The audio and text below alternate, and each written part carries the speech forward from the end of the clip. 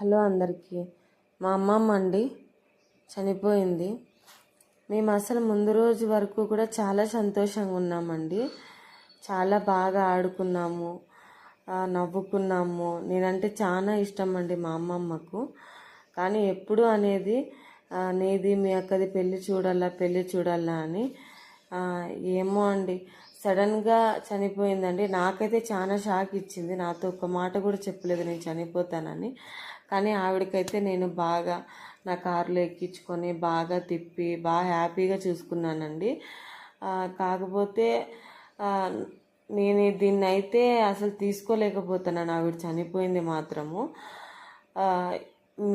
మీతో మీ అమ్మమ్మ మాత్రం ప్రజెంట్ ఉంటే దయచేసి మీ టైం కొంచెం కేటాయించి ఆవిడతో మాత్రం గడపండి.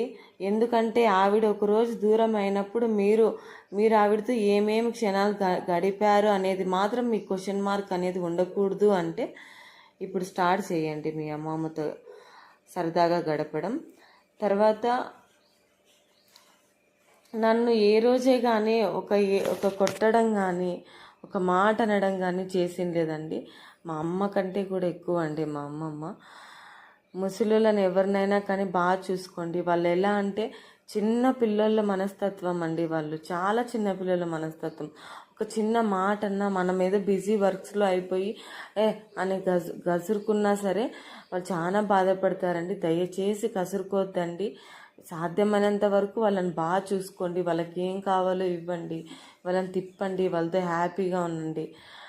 తర్వాత వాళ్ళకి మనం ఏమిచ్చామనేది వాళ్ళు చనిపోయినాక మాత్రం మనం ఖచ్చితంగా క్వశ్చన్ మార్క్ ఉంటుందండి. ఇదే అండి మా అమ్మమ్మ చూసిన చివరి ఫోటోను.